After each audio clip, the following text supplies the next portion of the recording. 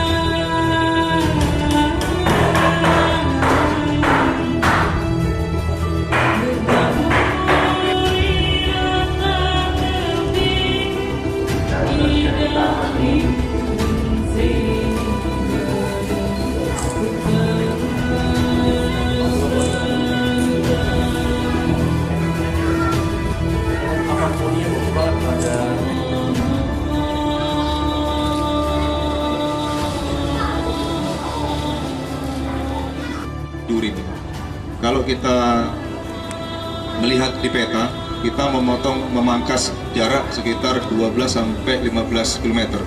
Kalau upacara, tadi rencananya ini duluan, paparan duluan baru upacara. Tapi tadi karena pasukan sudah masuk di evaluasi. Nanti secara internal juga Kodim akan melaksanakan evaluasi lagi bahwa kendali dan kondisi.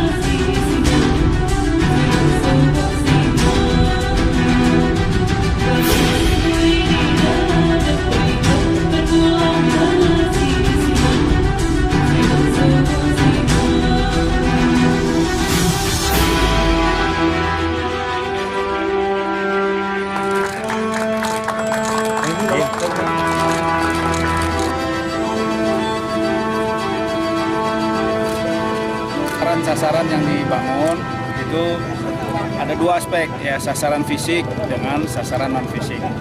Kalau sasaran fisik ya disesuaikan dengan kebutuhan masyarakat. Di sini ada jalan tembus, ya, yang semula melingkar 15 kilo dibuat jalan tembus jadi tinggal 5 kilo.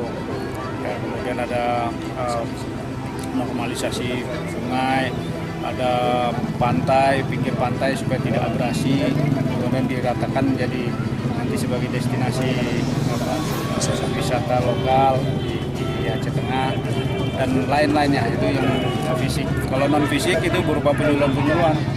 Di sini ada pertanian, ada kesehatan, ada dari BKKBN dan lain-lain.